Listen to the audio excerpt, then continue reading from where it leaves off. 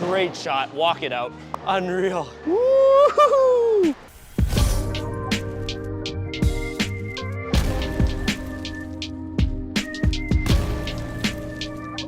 Welcome back to JR Pro Shot Vids. Jimoo out here on the lane. We got the shark pattern today. Super difficult sport shot, but we have the Columbia 300 Kaboom to counter it. Sports the HK22 Reflex Pearl cover stock, as well as the Detonate core.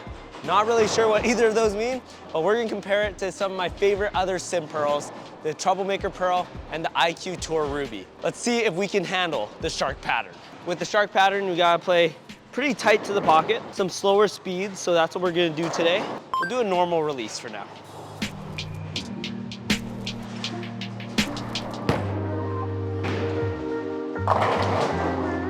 Not bad, not bad. I personally love the sim pearls because they're pretty controllable, and at the same time, later in the day, when the lanes start to burn up, the fronts are starting to go away, these pearls slide through the oil perfectly and react as soon as they see the dry boards. Look how pretty this ball is. Let's do that again. Oh yeah. Good shot. Oh, woo-hoo-hoo. Love filming by myself. No one can judge me if I throw a bad shot. One more from there. Great shot, walk it out. Oh yeah, what a great shot. 3 for 3 with the Kaboom. My bad. 3 for 3 with the Kaboom so far. I kind of like that. I don't know. Let's go to the Troublemaker Pearl. Goots reviewed this video, but I guess no one's ever really seen the two-hander throw the two-hander ball. Let's try the same line, Troublemaker Pearl, so you can cover this many boards too. We'll see. Good shot. Ooh. Okay, fell off the shot a little bit, but let's try a couple more from there.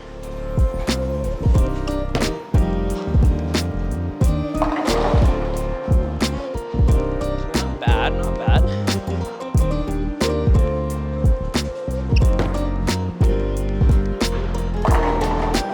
Okay, pretty good 2 shots there. 2 9-pins, stone 9.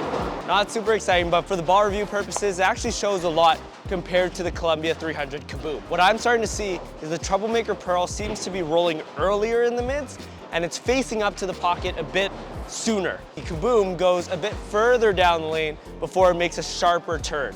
And that's because the RG and the core numbers are a bit different. The lower the RG, the earlier that ball wants to start up. And funny enough, the Troublemaker does have a lower RG, meaning it's gonna start up a bit earlier. So it makes sense. Now let's go to one of my favorite balls of all time, the IQ Tour Ruby. This ball still smells amazing. How?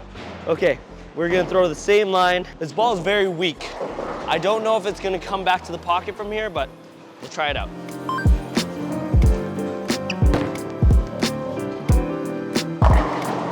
Yep, definitely in the one shot so far.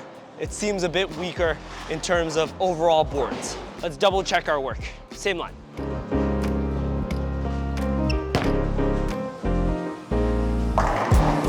Okay, missed a little in there. But in terms of these 3 balls and when I'd use them, I tried the Troublemaker Pearl the earliest out of the 3 of them because it rolls the earliest. Then I'd say the Columbia 300 Kaboom because it has a lot of back end. Finally, when it's super burnt and toasty, I use my IQ Tour Ruby to fade down the lane before it starts to hook. But now, let's move in a little bit, get our hand more inside the ball, get around it, and then see how these 3 shape. Columbia 300 Kaboom. Let's move another 5 left. Why not? Why not, team?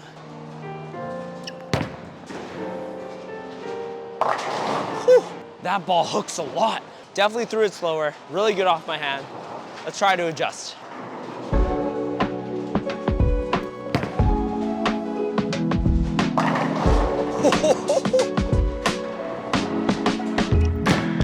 Oh, great shot. Oh, unreal. That ball can surprisingly cover a lot of boards. It actually has a really strong back end motion. Interesting. I like it though. Gotcha. Question time with Jimoo halfway through the vid. My question for you today is who is your favorite one-handed bowler and who's your favorite two-handed bowler? Obviously, my favorite two-handed bowler, Jason Belmonte. He's one of the main reasons why I first started bowling two-handed, so shout out to him. And secondly, my favorite one-handed bowler has to be BJ Moore. Like, how sweet does that guy throw it? But let me know down in the comments below. Who's your favorite one-handed bowler and two-handed bowler? Let's bowl. Woo! Same line with the Troublemaker Pearl. I expect it to strike from here. Great shot. Shark's a little tricky here. Those last two were actually really good, but they both went high. Let's get a bit further out.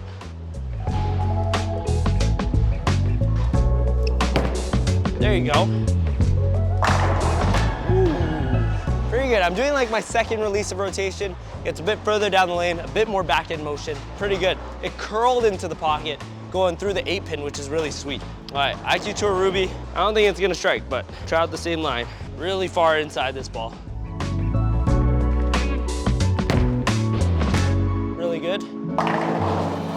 Ooh, surprising, when that one got to the break point, it actually had a really nice sharp motion. I think this just shows I can move left with all three of these balls. Slow hook this thing.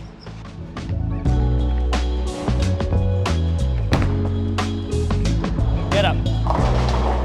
Yeah, so the Ruby's pretty good. However, with this large amount of oil, meaning in length, this shark pattern just becomes a bit too difficult for the weaker sim bowling balls, like the IQ Ruby. Let's try the Kaboom from that line. I think it might strike.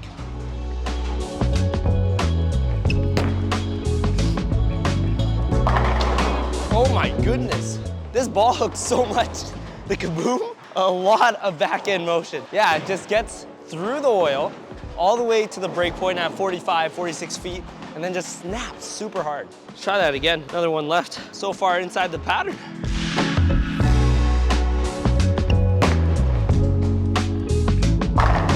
All right, nice. So I was going high quite a few times before that, so I noticed I just needed to up the ball speed a little bit more, give it some loft, and that was a beautiful shot into the pocket.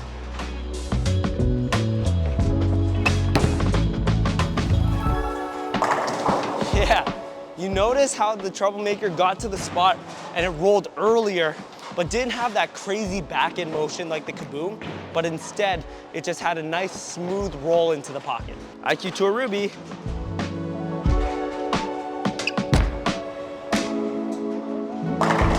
Oh, missed in. As you can see, missed in by quite a bit.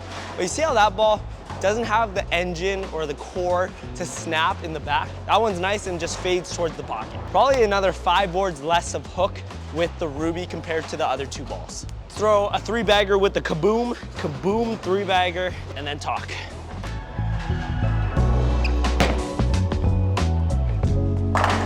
Woohoo! Woo!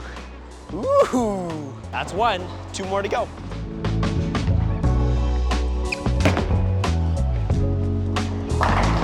Whoa, whoa. That was the furthest out I ever got it, and that came roaring back to the pocket. Final shot of the video, last strike. Let's move a bunch left and dedicate this shot to all of the youth bowlers out there. Proud of you for having a good season. Keep bowling, keep having fun.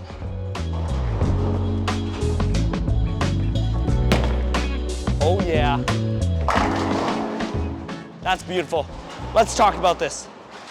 Jimoo back on the lanes, costume change. I threw a lot of shots, sweat a little bit. Had a lesson with Ty today, also sweat a little bit, so wanted to make sure we look good for this outro. Columbia 300 Kaboom. This is a symmetric pearl, and unlike the Troublemaker Pearl and IQ Tour Ruby, this ball had a huge back-end reaction. It just continued to dive through the pins and sometimes went to the Brooklyn side. Now this type of motion would be very helpful when we have a lane condition like the Shark, where it's very difficult and there's a lot of oil on the lanes. What I like a lot is that I could send it out further right than the other two bowling balls, and I could trust that it could come back to the pocket and strike. Comparing it to the Troublemaker Pearl, that ball usually rolls a lot earlier for me, and that stayed true on today's pattern. I would say it rolled a couple feet earlier than this Kaboom, and it had more of a smoother shape off the back end, when this ball found the dry and had a nice hockey stick motion. And finally, comparing it to one of my favorite pearls of all time, the IQ Tour Ruby, that ball I love throwing on more high friction surfaces, mainly because of how weak it is. And that IQ core is so controllable for me that I could use it later in the block, and it's kind of the last ball I go to out of anything. So comparing everything, this Kaboom hooks the most out of the 3 balls today and has the sharpest motion off the back end. Later this year, I'll be heading to South Korea for the IBF World Youth Championships, and I'm trying to find the perfect arsenal for whatever's out there. It could be different over there. I might have to swing the entire lane with a symmetric pearl, for instance. So trying new balls, especially from different brands, have been helping me a lot. And one more thing to add, although I have a lot of rev rate and today we are getting a bit more inside the ball and hooking the entire lane, this ball never felt too uncontrollable. I think it's a controlled enough ball where you can open up your angles, throw it out right, and trust that it's gonna get back, which is perfect. If you're looking for a Columbia 300 Kaboom or any other bowling ball, bag, shoe, check out shop.bufabowling.com and use our promo code JungleBox for 10% off your entire order. Thank you, Mark, for all of that. Make sure to use that promo code and buy whatever you want. And finally, don't forget to answer my question down below. Who is your favorite two-handed bowler and one-handed bowler? Like I said, Belmo's my favorite two-handed bowler. And like I said out there again, BJ Moore, that guy throws it sweet. Thanks again for watching. Stay tuned for our next video. Good shot.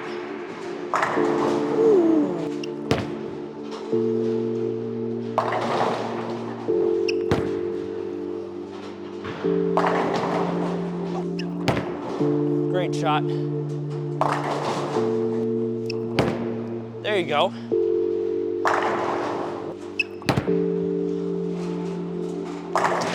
Yeah. Yep. Okay. Really good. Get up.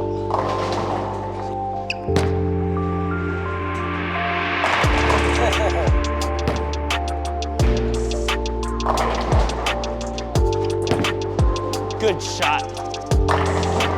Oh. Great shot. Walk it out.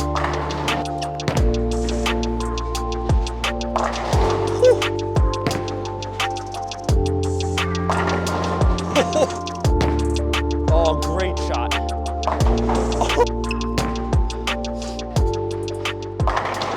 Oh my.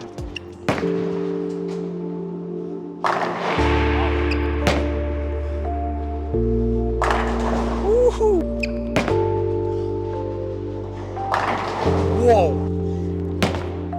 Oh yeah.